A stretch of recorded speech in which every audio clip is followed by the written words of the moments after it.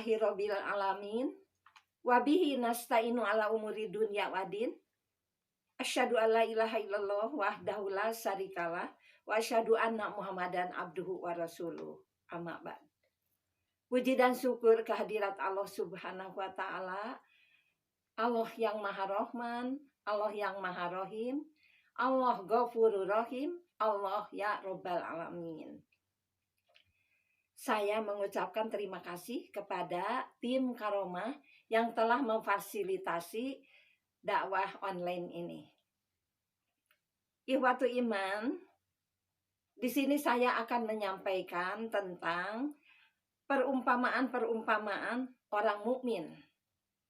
Ini di dalam Al-Quran, di dalam hadis banyak dibahas. Ini adalah salah satu cara Allah, cara Rasul mencerdaskan umatnya, mencerdaskan manusia dengan membuat perumpamaan-perumpamaan. Di surat Al-Baqarah ayat 261, masalul ladzina yunfikuna amwalahum fi sabilillah. Perumpamaan orang-orang yang berinfak di jalan Allah, kamasali habatin ambatat sab'a sanabila. Serupa dengan sebutir benih yang menumbuhkan 7 butir. Fi kuli sumbulatin mi'atu jahabah. Pada tiap-tiap bulir 100 biji. Jadi itu kan satu itu 700 ya. Nah, di sini itulah orang-orang yang berinfak di jalan Allah dilipat gandakannya oleh Allah gitu ya. Di sini kita jangan lihat kecil besarnya infak kita. Tapi itu mudah-mudahan kita infak itu ya tumbuh seperti tanaman tadi. Demikian juga Allah telah mengumpamakan orang yang banyak berinfak. Banyak berinfak tapi sering diungkit-ungkit, menyakiti perasaan yang menerimanya. Ini diumpamakan seperti nanam di tanah lalu tumbuh, dan menjelang 2-3 hari lagi akan panen, datang angin puting beliung, membawa api, lalu habislah tanaman itu. Nah, itu perumpamaan orang-orang yang berinfak, tapi diungkit-ungkit itu ya, menyakiti perasaan orang yang menerimanya. Di sini saya akan menyampaikan perumpamaan orang mukmin. 1, yaitu perumpamaan orang mukmin itu seperti pohon. Ini hadis riwayat Imam Ahmad, diterima oleh Abu Hurairah. Qala Rasulullah sallallahu alaihi wasallam. Qala masalu mu'min kamasali jar'i. Mukmin itu seperti pohon. Pohon ditimpa hujan, ditimpa panas, ditimpa angin puting beliung, itu walaupun sudah sampai doyong gitu ya, tapi tetap kalau seiring waktu nanti bangkit lagi. Berdiri lagi. Beda lagi dengan yang kalau pohon udah runtuh sama akarnya, itu tidak bisa diperbaiki lagi. Nah, di sini sekarang ujian pandemi ya kita. Orang dulu juga sama diuji. Ini ada di surat Al-Baqarah ayat 214. Am hasibtum ang tadhulul jannah.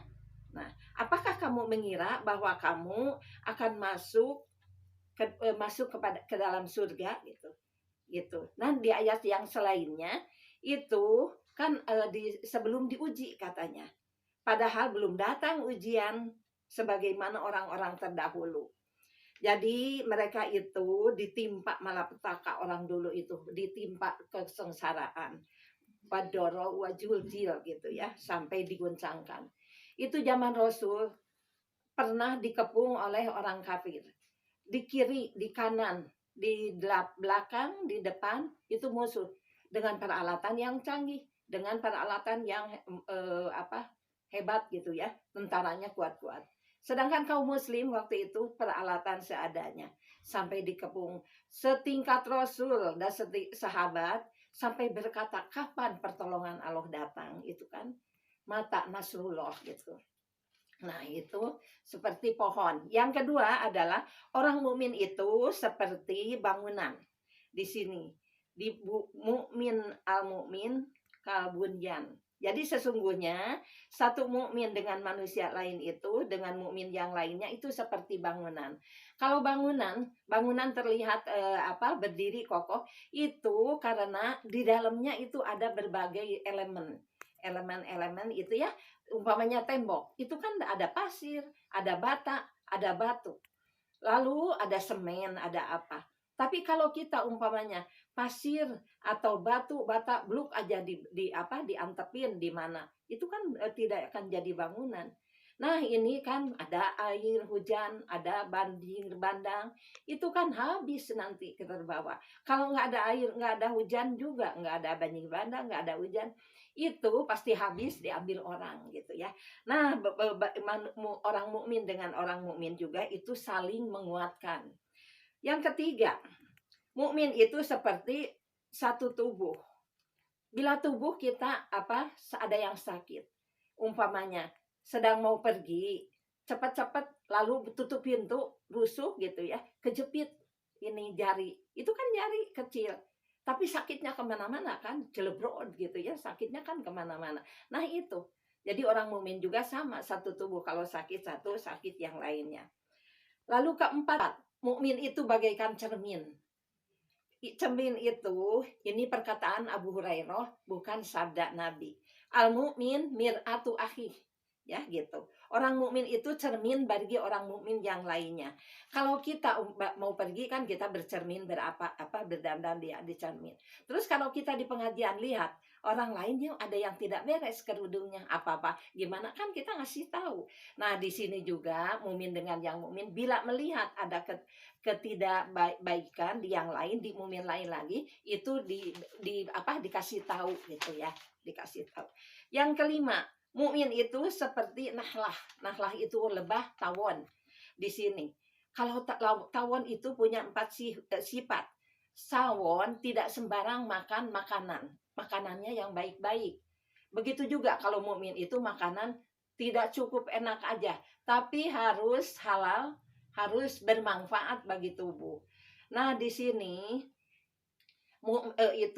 lebah itu menghirup sari bunga. Menghirup sari bunga, mencari makanan yang baik-baik.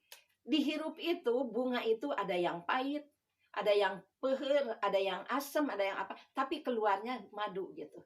Jadi kita makanan harus api gitu ya, harus api. Dan lebah itu hinggap di ranting, tapi tidak mematahkan pohon. Pohonnya tidak patah kalau lebah hinggap.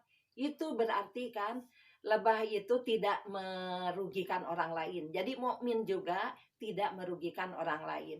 Terus kalau lebah kan hinggapnya juga di tempat-tempat yang bersih. Sebaliknya dengan lalat. Kalau lalat kan banyak di tempat sama. Yang keenam, perumpamaan orang mukmin seperti pohon kurma. Ini di hadis atau brownie. Kalau di kita mah ini teh pohon kelapa. Pohon kelapa itu banyak gunanya. Coba dari daunnya bisa dipakai ketupat, ketupat. Lidinya bisa sapu nyere. Terus ini batok kepalanya bisa kain sibur. Lalu ini buah buahnya makomo bisa dipakai, airnya bisa diminum. Nah, itu kan semua bermanfaat. Jadi orang mukmin juga itu harus seperti itu buah kurma. Pohon kurma itu bermanfaat bagi semua. Apakah kecerdasannya, apa hartanya, apa ilmunya yang bermanfaat bagi orang lain. Yang ketujuh, perumpamaan orang mukmin itu seperti emas. Kalau emas dibakar sampai memerah. Itu akhirnya udah dingin, tetap timbangannya itu tetap tidak berubah.